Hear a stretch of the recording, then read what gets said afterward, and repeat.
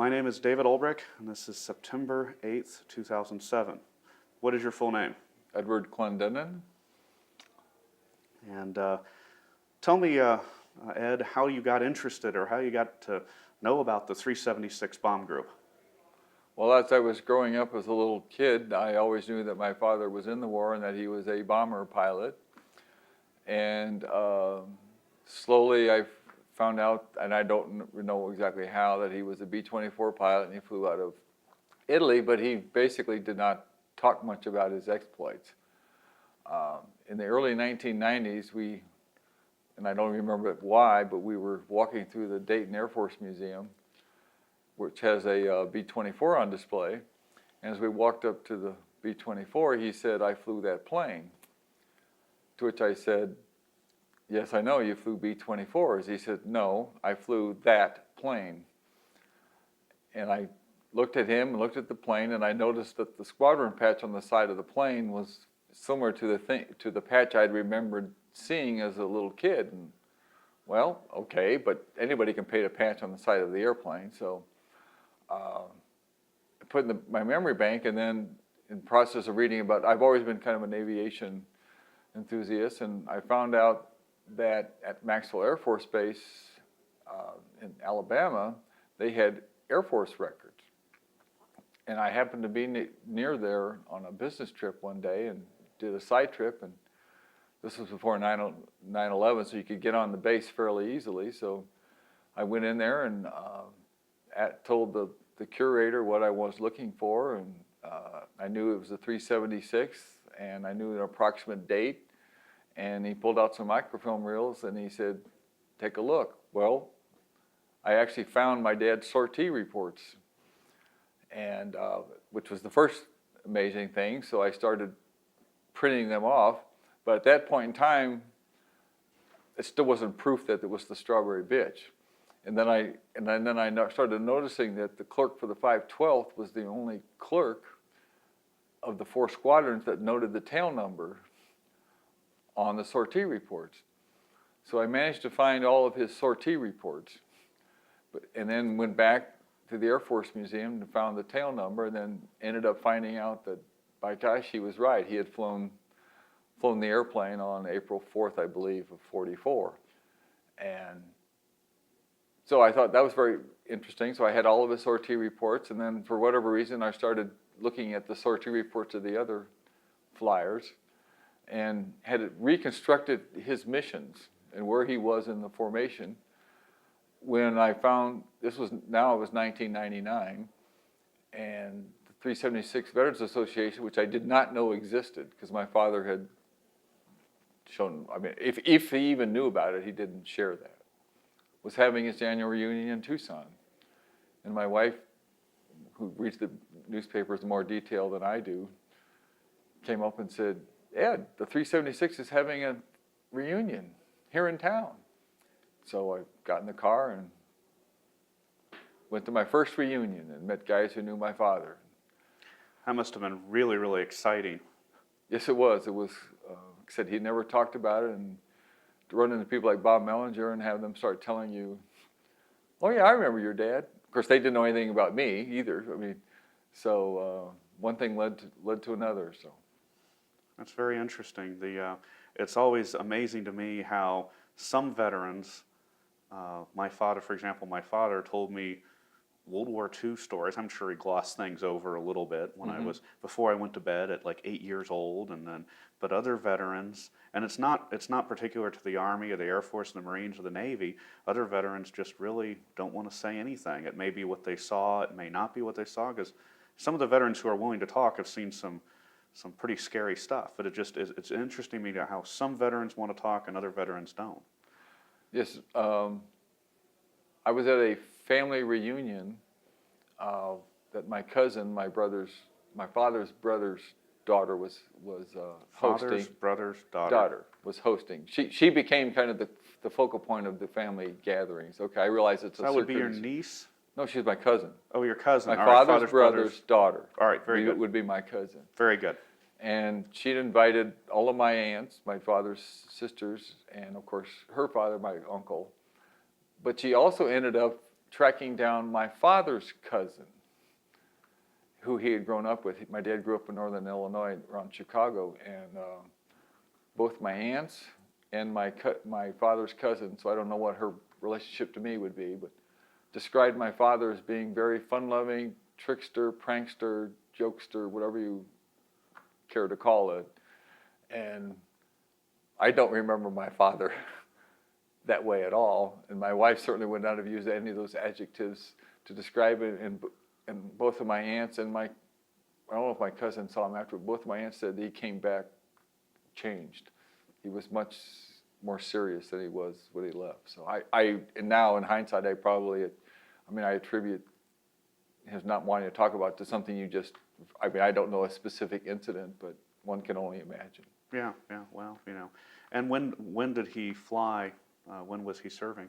Well, he was part of what was referred to as the Pomeroy Group, which was a group of about, I'm going to guess, 40 crews, B-24 crews that were trained together and then left by boat in mid-December of 43. I've heard rumors, although I can't confirm it, that they were actually headed towards the China-Burma theater. On December 28th, the 376 had this horrible mission where 10 of the 17 planes were shot down, so they were pretty much decimated. Was that the Vincennes? The Vincennes mission. Vincennes, all right. Vincennes mission. And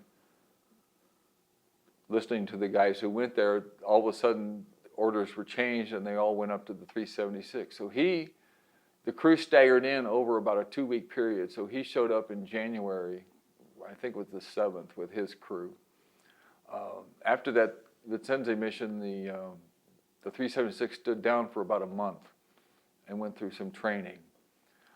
So my dad showed up at a squadron in which there were no planes and no crews. And when they asked, well, where is everybody? They said, well, they're not coming back. So I imagine that would be pretty eye-opening to... That'd shock you into reality. This is the real war, kid. Yes. So, and on his last mission, which was July 3rd of 44, he was flying deputy lead. There was a small group, I think there were only 16 planes in the formation. It was a small group, and they got, the German fighters came out of the sun, and they didn't know they were suddenly on them. And they shot the plane down next to my dad. They shot down 3 of the 4 planes on the echelon next to him. And so obviously the 512th lost 3 planes that day. So he went in with a group that just got decimated, and he left on a mission in which many of his friends, I'm sure, went down. So, well, those German fighters, the Me-109, FW-190, and the Me-262, they all had 20-millimeter cannons and other weapons, but I believe they all had 20-millimeter cannons. And if they got you in the sights, those 20 millimeters would chew up an engine. They were powerful weapons. Yes, and I would assume they would also chew up the fuselage if it walked through the fuselage. Yes, oh, certainly. And the Germans had learned that they did head-on with the 24 and the 17 for that matter, until the 24 put the nose turret. Yeah, because it was very vulnerable to a head-on attack. Yeah, because they just had the single. Well, the D-model had 2 side machine guns. Cheek turrets, or cheek machine guns. Yes, and they were manned by either the bombardier or the navigator or both. Was there another model, though, that had one straight out the nose? Just a single little swivel? I believe some of the early D-models, especially for the Halpro, I know the engineer who was with Halpro, and they put a fixed gun, 2 fixed guns in the lower portion of the D, and the pilot could fire them. But I don't know. I don't think they must have been very successful, because I don't think that became a permanent modification to the B-24. It seems to me the B-17, the early models of B-17, did have a single machine gun in the nose, and then cheek guns. So the 3 machine guns up front, but even the single machine gun didn't get the job done. So they put in the chin turret to take up the slack. In fact, if you go back into aviation history, read about Carl Spaatz, when they did the invasion of Sicily, Eisenhower wanted to bring down all the 8th Air Force units, to help with the invasion. And there was a lot of discussion at the Air Force that they didn't want to trickle the B-24 and the B-17 into combat, so the Germans would learn how to, if there at the time I don't know if they knew that, but so the Germans would learn the, any defensive tactic. They wanted to hit them up after the units had built up and they had a sufficient strength. So there was discussion within the Air Force hierarchy about how soon did they want to bring the 24 and the 17 into combat. Interesting. Spats lost because they did trickle them in, and the Germans learned very quickly you could do a head-on pass. Sure. Well, if they come in out of the sun and they come in a group of them, they can certainly do a lot of damage. And you're right, the head-on pass would have been devastating. You mentioned this term HALPRO. Tell me a little more about HALPRO. What does that stand for, and what's the significance? HALPRO was not quite an acronym, but it was short for Halverson Project. And Halverson was a lieutenant colonel who had been in the Army Air Corps in the 20s and the 30s and knew Hap Arnold and all of the Spats and all the guys who would ultimately become the leadership of the Army Air Corps. Halverson had been involved in the around the world cruise that had taken place, and I believe Halverson was the pilot of the first air-to-air refueling that had occurred. So Halverson knew the guys in charge of the Army Air Corps, and after Pearl Harbor, FDR wanted to strike back at the Japanese, and he kept asking Arnold and Marshall, well, Arnold in particular, tell me how we could bomb Japan. And at that time, basically the closest bases were either out of Alaska or Russia or China. And so Halverson was brought in to study because he had been involved in some studies with flying the airplane. Halverson had been brought in to study the feasibility of flying this mission. And ultimately, Halverson was put in charge of what was then known as the Halverson Detachment. The Halverson Detachment was 3 B-24s that were supposed to ferry over to China under Chiang Kai-shek and bomb Japan. Just 3 of them? Just 3 of them. Because we didn't have any airplanes. Oh, yeah, that's right. We didn't have any airplanes. Right, every spare airplane was being sent to MacArthur in the South Pacific. So there wasn't exactly a whole group of spare bombers to go around. And this was well before the industrialized might of the United States of America kicked in. Yes. And you started building B-24s and B-17s by the tens of thousands, literally. Yes. All right. So this was also the same time the concept of the Doolittle raid came about. Because somebody had, before Doolittle had demonstrated you could take a B-25 off of a carrier. So Halverson was put in charge of this small contingent. It was to be just like Doolittle, a one-way mission. They weren't sure they were going to come back. And it was also to help Chiang Kai-shek. Meanwhile, MacArthur was being chased out of the South Pacific, and whatever Army Air Corps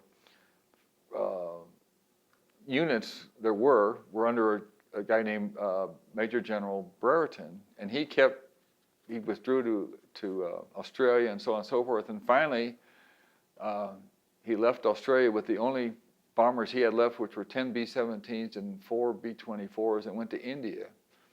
Well, the Army Air Corps created the 10th Air Force, which was, and Brereton's bombers were supposed to be the nucleus of that.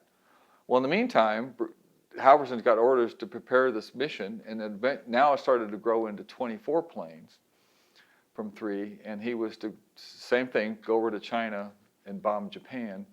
And then there was some question about, well, organizationally, is how the Halverson Detachment, is it going to join up with the 10th Air Force or what? And so there's a lot of message traffic going on about that, but Halverson's mission still remained to go leave Florida, cross Africa, India, into China, and bomb. Well, the Doolittle raid scared the Japanese, and the Japanese aggressively pushed the Chinese out. So now there was no base in China. Plus, they took over the Burma Road, so you couldn't get supplies into China. So in effect, the Japanese took the base out of the range of the B-24. Now, it was still theoretically possible to come down from Alaska or come down from there was actually a study to come down from Mongolia. That would have been a long flight, though. And the B-24 is what, 2,400 mile max range? You Yeah, know, but that's one. I think that's also one way. Yeah, that's right. 1,200 miles there, 1,200 miles Goes back, back. and you're really going to be stretching it. You can't make any mistakes. Right. And the thing about Mongolia is, at that time, was Russia was not at war with Japan. So they wouldn't. Stalin was not interested in starting a two-front war because he had the Germans on his one side to worry about. So he wasn't interested in getting the Japanese miffed at him. So he wasn't about to let us use a Russian base. He also wasn't about to let us use a Russian base to even if we could, say, take off from Alaska, bomb and make it back to Mongolia. So pretty much our options were being eliminated. Now, meanwhile, Halvorsen is still marching along, getting these guys together, and they leave Florida and arrive in the middle of Africa. And at that point, from the China perspective, there was nothing to do. They could have linked up with Brereton in India and then started bombing the. But then there was another school of thought being developed by another group in the Air Force. You know what? The major source of oil for the Germans is sitting at Ploesti, and we draw a little circle of 1,000-mile radius. If you can get the bombers close enough, they can hit Ploesti. And there were some studies done. I have no idea if Halvorsen knew about the studies or not. All I know is that Halvorsen, when he reached Khartoum, was told, sit there. Wow. Okay, orders will follow shortly. And if you talk to the veterans, they get to Khartoum, and all of a sudden, where they thought they were going, they're not going anywhere. And apparently, the FDR actually made the decision to send Halpro up to Egypt to an RAF base, refuel, and bomb Ploesti. Wow. So Halpro was, like I said, Halvorsen Project, which was a derivative of the Halvorsen Detachment. They were supposedly waylaid for a one-time mission to Ploesti. They ended up staying there because Rommel had started his Africa campaign, and the British were not very successful, at least at that time, in stopping him. So the Halpro ended up bombing Rommel's supply lines, Benghazi, Tripoli. So to the west of northern Africa, Yes, flying west from Egypt. Flying west and to go along the African coast. Oh, Meanwhile, Brereton, who's sitting around in India with only a few bombers, at this point he's retreated so far he's not very effective. So somebody decided, well, let's merge what forces we have and make one bigger striking force. So Brereton was ordered out of India with his B-17s and whatever, they were actually LB-30s, and he linked up with the Halvorsen detachment. So Halpro became one squadron. Then there was the 9th Squadron, which was the B-17. So the two of them linked up under Brereton and became the 1st Provisional Bombardment Group. They retreated when Rommel was succeeding. Both units retreated into Palestine. The 17s flew out of one base, and the 24th flew out of Lydia. But they were both under Brereton's command. That was the Middle East Air Force, I believe was its official name. all right. But by now it had lost its Halpro distinction. It was now the 1st Provisional Bomb Group, Halpro Squadron. And then in November of 42, they became the 376, and the Halpro designation disappeared. Wow. So yeah, so then it became, what did you say, Provisional 376 or the No, 376? It was the Halpro, and then it became the 1st Provisional Provisional Bombardment Group, which was comprised of the Halpro Squadron and the 9th Bombardment Squadron. All right. And then in early November 42, it became the 376, and the sequence is a bit confusing. They then withdrew the 17s because Halpro had brought along supplies to maintain the B-24, and they were actually getting replacement crews and replacement airplanes, but there were no replacement 17s being flown into the Middle East. Right. So the planes just kept wearing out. I mean, Well, of course, the corrosion and never mind the enemy fire. Right. Just the corrosion and the sand and the heat. and well, the differences in heat and cold that would wear a plane out. And in fact, I was talking with one of the flight crewmen, or the grounds crewmen, and he said that in North Africa they could run an engine about 100 hours before it would have to be switched out or really overhauled. It was Right. done, and 100 hours is 10 missions, Right. and that's 'Cause- without damage. That's if it. And early in the war, you don't have airplanes that don't get damaged for 10 missions. I don't think. Right. Oh, you're absolutely right. So after 10 missions, you're going to have to do something. Yeah. And like I said, the 24s brought along limited supplies for themselves, but absolutely nothing to maintain a. There was a repair depot. It was contracted for by Douglas Aircraft at Guria, Ethiopia, I believe. And ultimately, the 17s, well, and the 24s occasionally, but the 17s in particular were withdrawn, refurbished, and they never returned to the 376. I think they became the nucleus of the 97th bomb group. Well, this is very helpful. I think that this interview will help form a bookend for and help contextualize some of the other more specific interviews. I want to switch gears just a little bit here and talk a little bit about more of your own research. So you've gone to Maxwell Air Force Base. Is that where you tracked down some of the paperwork, some of the orders and so on going to Halverson? Or have you gleaned that from reading other books like Walker's book? Or tell me a little bit about where and how you've come up with this information, how you've cobbled this together. Well, first of all, I did read Walker's book, but I wanted to try to get back to what I guess the historians call original sources. And then Walker's book is titled The Liberandos. Correct. Very good. And the book is very well written. It also tends to be more of a narrative. I mean, there are obviously facts strewn, but it was intended to be more of the guys telling their story. So, as I said earlier about tracing down my father, I had heard that Maxwell did keep records. I wasn't sure what they were, but they did keep records. And I mentioned the first trip. I then made a second trip, intentionally this time, and started looking through it. And I suddenly realized that logistically, getting to Maxwell Air Force Base was not going to necessarily be an easy thing to do. So I just happened to say, can you buy these microfilm reels? And they said, well, absolutely. But you need to know which reel to order. Okay.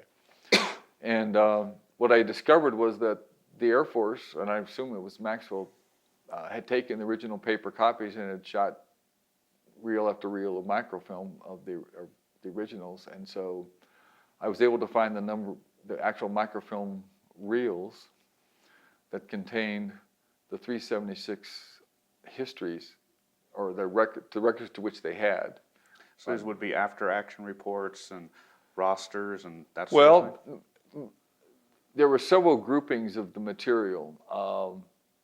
There's a section on personnel orders. So, for example, there would, and I don't know for sure, but there was an order that shows my father and his crew showing up on January 7th, 1944, and they were assigned to the 512. I could probably locate your father's similar orders. So there's a package sequentially of those orders starting at, but it doesn't go back to day one, which would be November 42, but you can trace it certainly through to April of 45. Sure.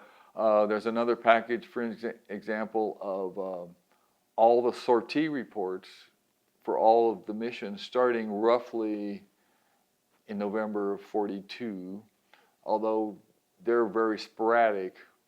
They start becoming more consistent in the middle of 43. So even, for example, Operation Tidal Wave, which is probably the most famous mission the 376 was involved in, you will find the sortie reports for all the crews that participate in that mission. And you would find that for every crew that flew on every mission of the 376. So, but included, and they tend to be bundled by squadron and by mission, but the mission would include the summary report for that mission, which was written usually the day after, described what they did and where they went and et cetera. A lot of the mission planning documentation, which would outline where in the formation the crew was going to be, would assign them the plane, would describe the route, give them the call signs. There would also be paperwork, intelligence reports on what was the flak expectation, what was the fighter expectation, where to avoid, try to take the group around to avoid the flak. You couldn't avoid the fighters too much. And so all this would be bundled pretty much by mission. So you could, and they would also in the intelligence report say why they were going someplace. So they would be going to Viner Newstead because there was an ME-109 factory, or here's an airplane engine factory. The group went and took out Nazi troop concentrations, for example, in Yugoslavia. There'd be missions that, well, you're gonna knock out this bridge because in support of the Russian coming in from the east. So any mission, there would be a variety of reasons, not necessarily strategic target. Well, one of the other members of the group said he bombed the Monte Cassino, Yes. Monte Cassino in support of Anzio. Yes. So that's definitely a tactical or operational level as opposed to strategic bombing, which Right. is, so yes, that's In fact, very my father was on the Anzio missions. I think they flew 2 or 3 missions. But yes, and Monte Cassino was another one they thought the Germans were using it as a lookout. And as I remembered in terms of Monte Cassino, the Germans had taken a hands-off as long as because it was Benedictine order built in 600 AD, give or take. Yeah. And so they may have had a few lookouts, but they weren't using it. They kind of took a hands-off at it. And then once the Allies bombed it, then they're like, oh, well, it's rubble now. We're going to move in. And it ended up being, and with the catacombs and everything else, it ended up making it that much more of a formidable, fortress to Well, we attack. made a mini Stalingrad out of Monte Cassino. That's a very good way to say it, a mini Stalingrad. And of course, they had the catacombs that weren't hurt. So once they bombed Monte Cassino, they could bomb it till forever, and the Germans should just hide in the catacombs and come back up. So it was virtually impregnable from the air once it was destroyed. Yes. Yeah, I personally have no knowledge one way. There seems to be a debate about whether or not the Germans had occupied it before. Yeah. But if you ask the veterans here, they're convinced the Germans occupied it. Yeah, I've heard both things. I don't know specifically, but still, what's for certain, once the Allies hit it, then the Germans did occupy it, and they made it, as you say, a mini Stalingrad. That's a very good way to put it. Yes, so It's very interesting. I think this overview of the research that you're talking about, of the documents, is also very helpful because, should students or researchers or family members or the American public decide to look at these, oral histories, then they want to know where to go more, or know where to go to learn more. And then you're talking about, essentially reports that were written the next day about what happened and so on. But those are typically, pretty dryly written. It's just the facts, Yes. ma'am, just the facts. Correct. And keep it simple, stupid. Right. So you take those kind of documents and combine them with the oral history interviews, which give, color commentary, anecdotes, feelings about that, and you've got a really, really strong sort of strong combination. Absolutely. There's very few, I'll call them editorial opinions in the most of the documents I've read. Yeah, well, I was just reading, one of the members' navigation logs, for a mission. Flak was intense.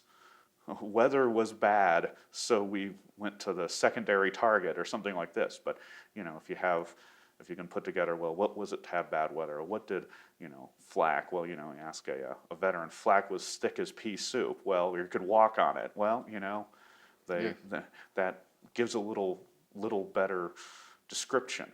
Yes. Flak was intense. All right, what does that mean? So There was one exception within what I found in the document, which was Vienna was a heavily defended target that the 376 went to. And if you talk to the guys who went on that mission, the way that you bomb is when you hit the IP, you didn't move. I mean, the plane sat there at a fixed speed and a fixed direction to the bomb. Well, for flak purposes, you're a perfect sitting duck.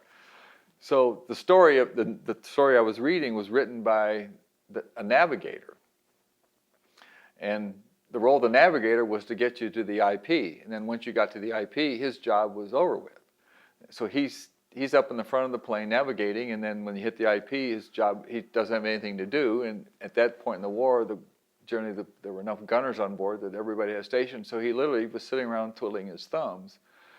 And so the story is his story of what does he do in the 2 minutes, however long it takes you to get from the IP to the bombing point. And he says, so what he would do is he'd go up and walk behind the bombardier who's got his, head over onto the northern bomb site, trying to line that thing up and adjust for the ground speed and the wind and stuff. And he's looking out and, of course, seeing all this flak that you're alluding to, bopping up all around him. But the bombardier, all he can do is hear the noises going off. And he said, to lighten up the mood, he'd be standing behind the bombardier and he'd go, 30 seconds to your death, 15 seconds till we get hit, 5 seconds to the flak.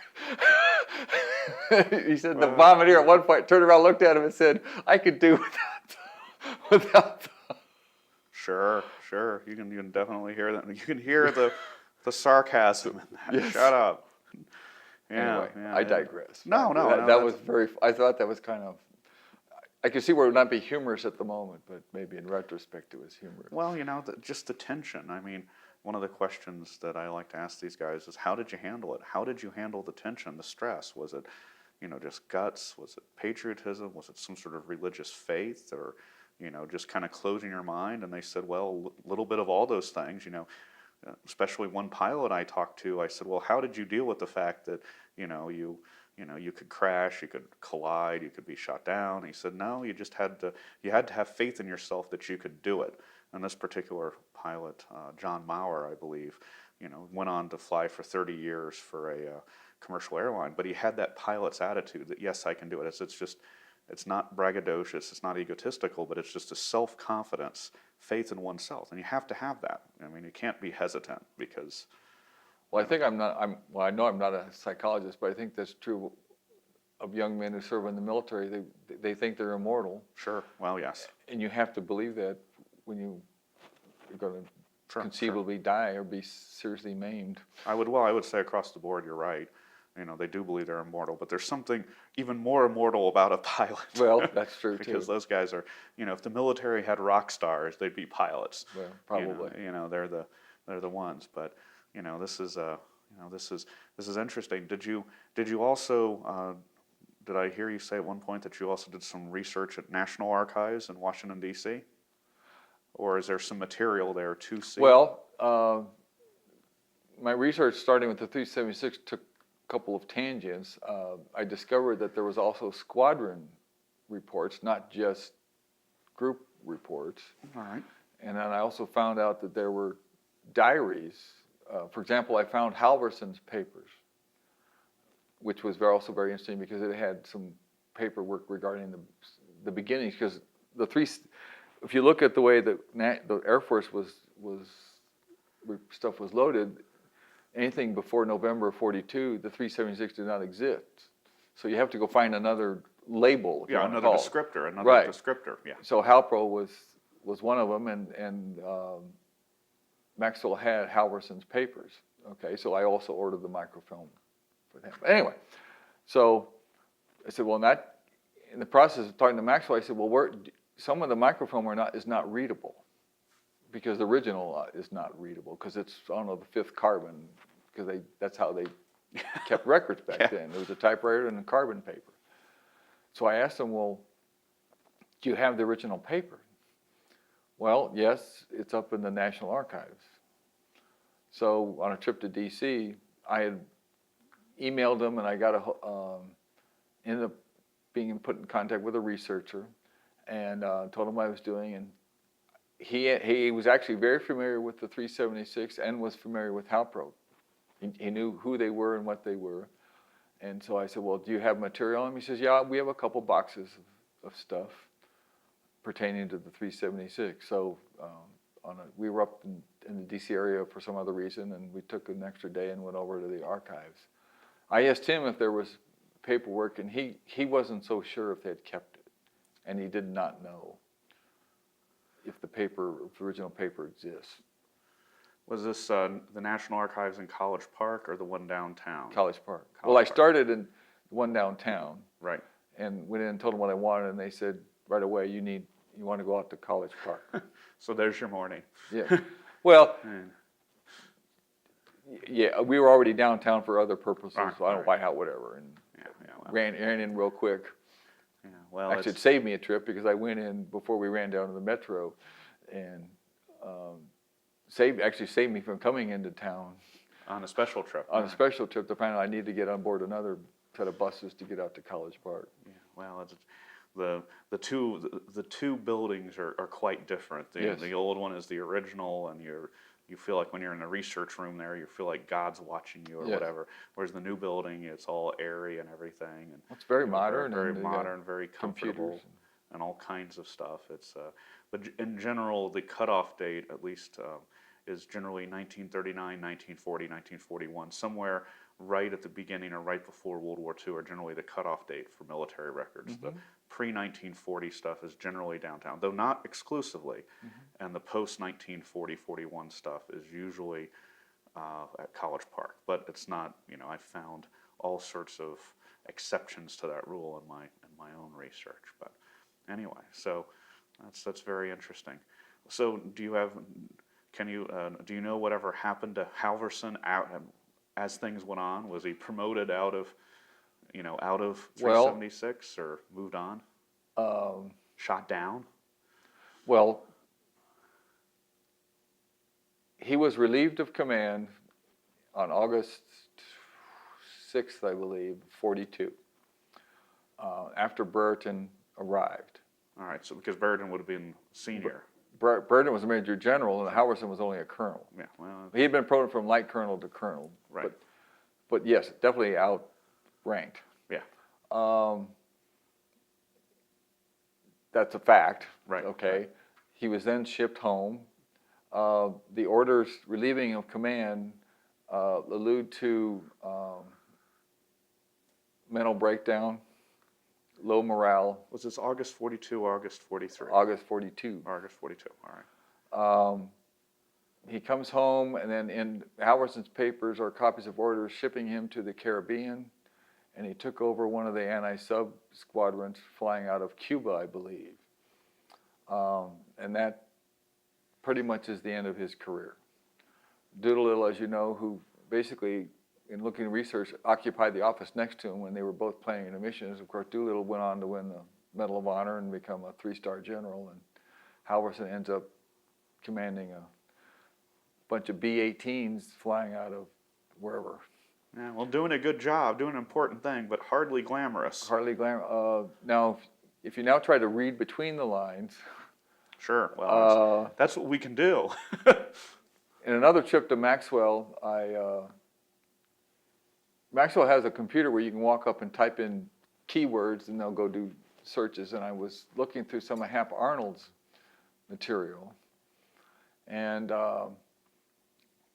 Halverson was obviously favored by Arnold because he dragged him out of, he was actually in Seattle, Washington. I think it was Seattle, Washington, but right after Pearl Harbor. And he recalled him to Washington, D.C. specifically to answer FDR's challenge to go bomb China. So Halverson must have had some level of credibility with Arnold, which is no trivial thing, I would think.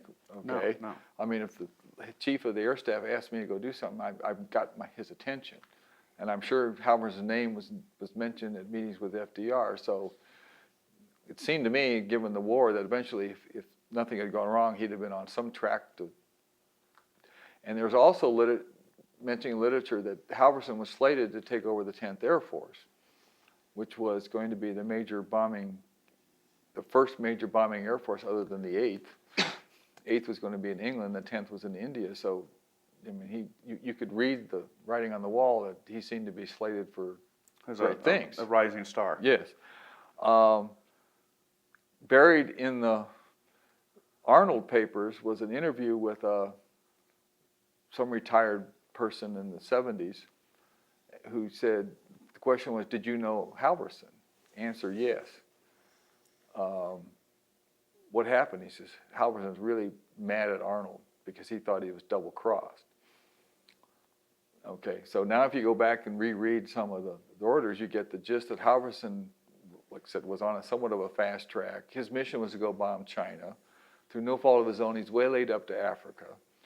Now he's got a 2-star sitting on top of him when he was at one point in time going to be in charge. If you talk to some of the HALPRO guys, there's rumors that he took to drink. Now that's Ed's rumor. I can't confirm anything, but given the order that he was relieved for mental things, something happened. Something snapped. I had another person say when they sent 12 planes to Pulaski and 5 of them were either interned or crashed, he lost 40% of his striking force on one mission that he didn't want to fly. So, even his own force was being decimated in front of him. So, well, you combine those. I mean, not having command, being caught in this confusing situation of not going to China, going to North Africa, and then, making these missions with just 12 planes to bomb, just 12 planes. Is that all he would have sent? Well, he started with 23. There was not enough maintenance, and then I think there were 14 on the tarmac, one with a broken nose wheel, and then the other one had a leaky fuel, so only 12 took off. That's an awful small amount to be sending anywhere. And if you had 30 fighters, or however many fighters the Germans would have had, it's a suicide mission, really. He after that first mission with 12, I don't think HALPRO could put 12 planes in the air till late December. That's how bad his force had been wiped out. And that's stress. That's stress, and I mean, it's definitely stress. I know of other commanders who, there's a fellow named Robert Gormley, who was in charge of the Navy during the Guadalcanal campaign. He was relieved by William Bull Halsey because he had been at it for 10 months since Pearl Harbor and just was a good administrator, good strategist, but when it came to be operationally effective, he had lost it. Mm-hmm. So, and the rumor is that, and secondary sources and so on have said that he was just stress got to him.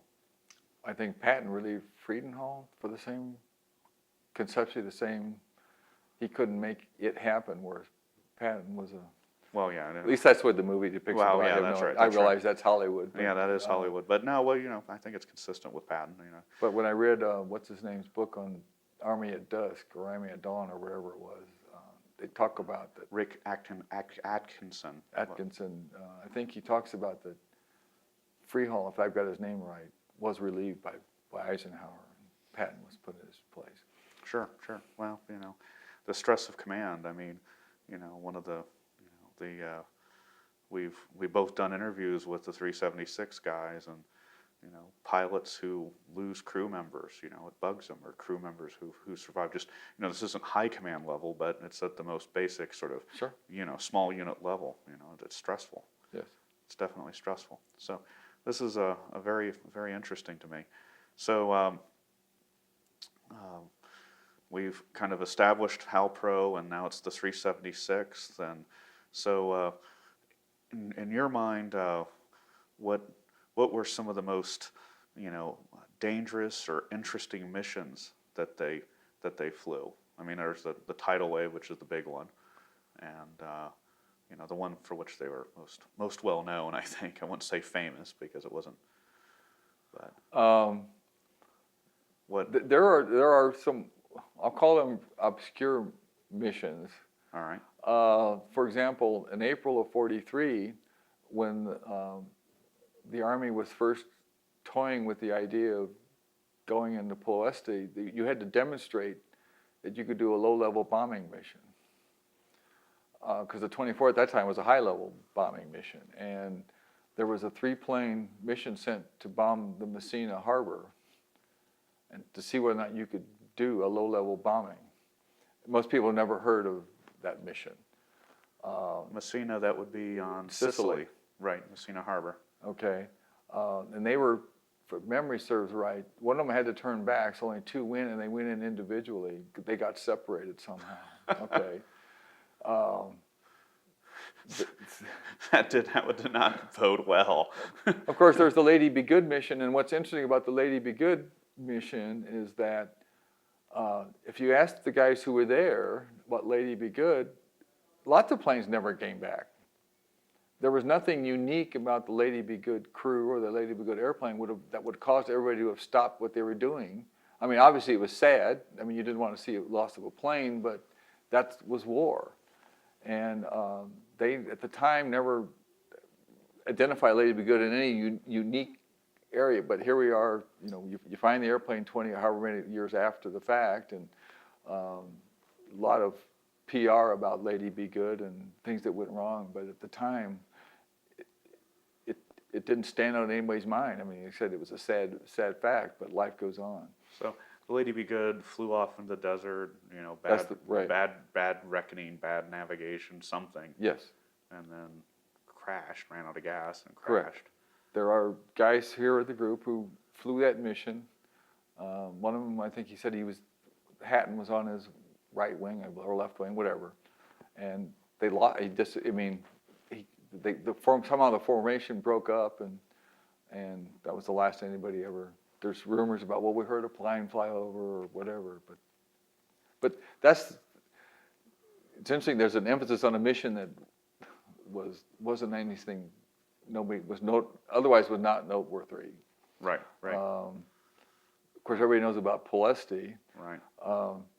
Most people probably don't know that nobody wanted. I mean, the upper high level strategists didn't want to waste time going to Pulesti. I mean, Spaatz basically and Churchill had to.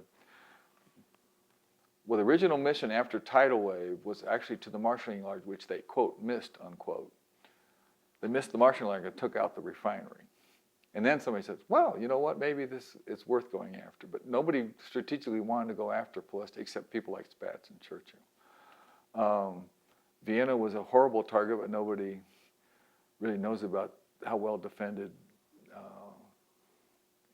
Vienna was. The 376, along with all the other bomb groups, and they took part in Big Week.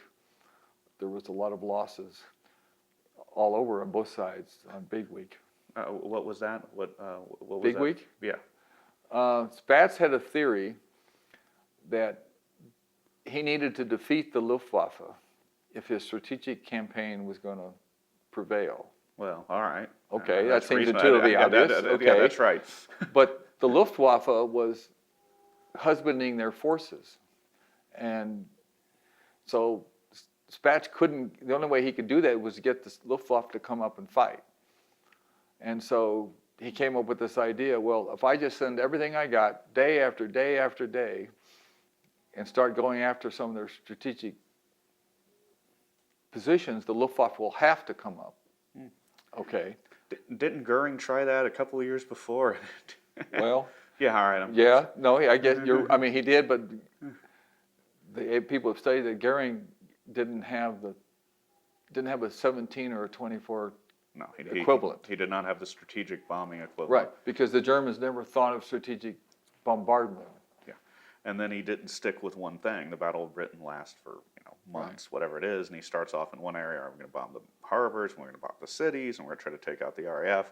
And so he never focused on one particular aspect. He bounced around so that the British could indeed make adjustments. Right. If Goering had done what Spaatz did, which is take the RAF out, take all the RAF bases out, then who knows? But you're right, the Germans did not have a heavy bomber, a strategic long-range strategic bomber. And the Messerschmitt didn't have the range to protect the bombers. No. Of course, we didn't either, but we've had some horrible missions before the P-51 came in where we took... So the Big Week, is that what you called it? Yes, it was called Operation Big Week. It was in mid to late February of 44. 44, all right. So he sent everything and He said everything he had repeatedly.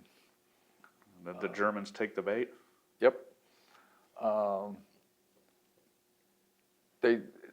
There's somewhat of a marked fall off in the German fighter defense after that. And when you talk to some of the guys who were flying in October, I mean, I've met ball turret gunners who never fired their guns. They never saw a fighter. If they saw a fighter, they just sat there and waited for a straggler to come out of the formation. They just didn't have the numbers to. So it was an attrition kind of thing, Right. and it was successful in the short term. Correct. Now, again, going back to the strategy, Eisenhower being supreme commander had an agreement with everybody that up to 90 days before Overlord, at the 90-day mark, D-Day minus 90 or whatever it is, Yeah. he was in charge. And Spatz had said, fine, but up until at the 91st date, I can do strategic bombing, but at the 90th day, I will defer to Eisenhower's wishes. Okay, so if you back up from June 6th, Spatz had very limited ability to go after strategic targets. So he may have been successful in taking the Luftwaffe out, but suddenly his target priority was second to what Eisenhower wanted. Especially coming out of the 8th Air Force. Correct. To what degree do you think that affected the 15th? Because they, the closest the 15th could get to Overlord would be southern France. Well, Toulon and those, I guess Toulon and those There places. was an invasion of southern France. Yes, there was. Okay. There was the 15th seemed to be, for this, again, Ed's opinion, Churchill was never really big on Overlord. Churchill always was fearful of the Russians, and even Hitler thought that the Allies would come through, I think it's called Lubyanka Pass, or some pass in Yugoslavia that historically the hordes of the Mongols and everybody goes through this pass, and Hitler always thought that's what the Allies would do, and Churchill wanted the Allies to invade through the Mediterranean because he wanted to cut Stalin off, and so the 15th Air Force would occasionally do what Churchill wanted.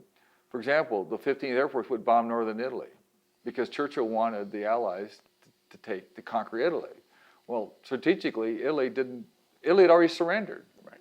Okay, but Kesselring came in, and I mean, it was more or less a staying. But if you read the sortie reports and stuff, I mean, the 15th Air Force did a lot of missions in northern Italy, which for all intents and purposes didn't do anything to attack the Germans. Sure, sure. But it was because that's what Churchill wanted done. So, Right, so they kind of felt like they were a ping pong ball between Churchill's strategy and Churchill somewhat, he outdid Trump Eisenhower to some extent. Yeah, yeah. Okay. Wait. So you had the 15th hitting southern France when necessary, northern Italy, of course supporting the Allied drive up the coast of Italy at times, and then going into Eastern Europe, Ploesti and Yugoslavia, and just kind of all over They're the supporting place. the Russians. Supporting the Russians, all over, a little bit of everything. Whereas The 8th had one purpose, which was to go into Germany. except for the 90 days with the D-Day, Yeah. and then the 8th was you doing, tactical, more tactical level, operational level in the. Now, the 15th did go up and take the synthetic fuel cell plants out of Austria and the fighter aircraft. So I mean, there was something, but like we were talking about, there was a lot of other priority targets having nothing whatsoever to do With Overlord. with the German war machine. With the German war machine, yes. Interesting. What about some interesting stories about some of the commanders? One of the things we have seen in these interviews we're doing with the 376, because it's 65 years later, most of these guys were sergeants and maybe first lieutenants. I did talk with one pilot who was a lead pilot who was flying frequently with Graf, Colonel Graf, and so he knew something about Graf. But can you give an overview of some of the commanders, the colonels who commanded the 376th, and maybe shed some light on them, on their character, their leadership, their personalities, or? Other than Halverson and what seems to have happened, All right. Halverson was replaced by a guy named McGuire. All right. And I actually don't know what happened to McGuire. McGuire was Halverson's second in command. All right. McGuire is replaced by Compton, All KK right. Compton. KK is the one who was lead at Tidal Wave. What was Tidal Wave again? Tidal Wave was the August 1st mission to Ploesti, the low level. The low level. All right. Okay. I'll have to get my terms right, but Tidal Wave was the code Operation Tidal Wave. Right. Yeah. Low level flight. Yeah, Low level flight. Well, that's the thing. That's what we've got to do as these, as students and interested public watch this and, 3 months or 5 years or 10 years, just, Right. define the things as we Sure. go along. That's just good. Very good. And actually, after that, I don't know the order, and I'm not Right. sure I know the names. Right. Graph is one name that keeps coming up. All right, that's fine. A lot of the missions were headed by, well, Graf, okay, or his exec or somebody like that. But I really don't know. I don't have personal stories about them. Yeah, well, that's So because it was never in the paperwork right. that I We would literally have to go and find each individual personal paper collections, if they do exist anywhere, Right. and start going through that, which is a whole nother level of research that goes, this stuff could be at Maxwell Air Force Base, it could be at Bolling Air Force Base, where actually the Air Force has its paper spread hither and yonder, because you've got collections at Maxwell Air Force Base, is where the Air War College is, and then there's Bolling Air Force Base, which is where the Air Force History Headquarters is, and then you have some at the Air Force Academy, and then who knows where some of these guys donated their papers. And a quick little anecdote about that: I was working at Eisenhower's library in Abilene, Kansas, and I stumbled across some Marines papers, Marine General's papers, and I'm like, well, what is this doing here? Well, he was the assistant commandant during Eisenhower's administration, the assistant commandant, the number 2 Marine in the Marine Corps during the Eisenhower administration, and he donated the papers there. Right. Well, who knew? And so, yes, there are ways that the National Union catalog to find these things, but in other words, you could spend a lifetime chasing all over Alaska and Hawaii and who knows where else. Correct. Trying to find these colonels' papers. In fact, I mentioned the planning for the first Ploesti mission. Well, the guy who kicked that off was a guy named, I think, his first name was Bonner Fellers or Fellers Bonner. I don't know the sequence of his name, and he was an Army Air Corps officer stationed with the RAF in Cairo. Well, he ends up being in Eisenhower's administration, so you find his papers under Eisenhower. And so his Army Air Corps is not where he put his papers. He put his papers with Eisenhower because he was, I don't know, Secretary of Transportation or something. Sure. Okay. Sure. So you're right. I mean, you never know. You would not just think, oh, gee, Eisenhower, Army, all Army, all only the time. Army. Yeah. I got a couple more questions for you. I want to hear about the book that you wrote. Yes. On the missions, basically. Yes. What went into that, and what does that book cover? Well, I mentioned earlier that I'd rebuilt my father's missions, and I had them laid out, and I went to the 99 reunion, and when I got back and telling my wife about it, she said, well, I bet you the guys would like to see that. Okay. 2 years later, the reunion was in Oklahoma City, and I had pretty much completed. There were 400. The group flew 451 missions. Okay, actually they flew 452, but who's quibbling? Right.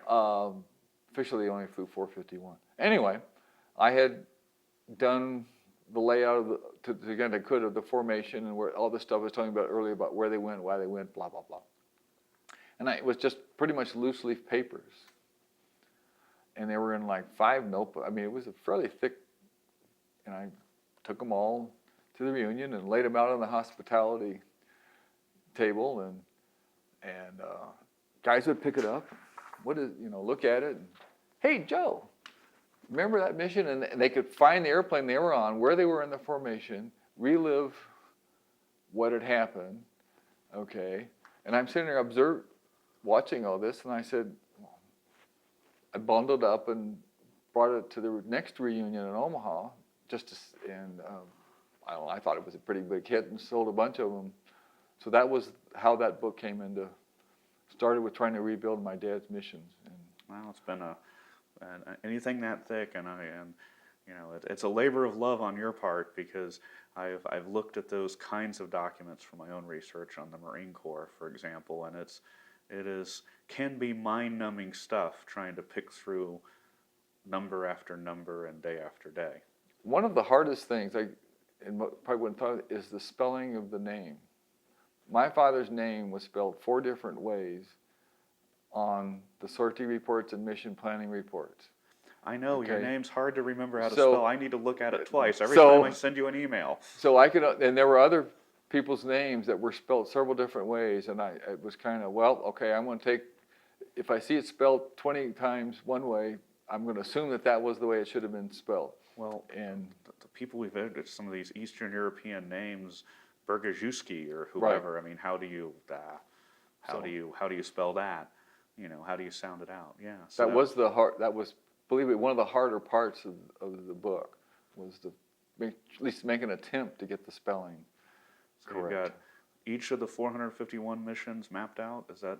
To the extent that the information was available. Yes. Yes. The time I printed the book, I mentioned earlier that the way that the Air Force has it organized is 376. Well, then there was the first provisional group, and then there was HALPRO. Well, at the first edition of the book, all I had was a 376. I had no information other than what Walker had in his book for everything after November.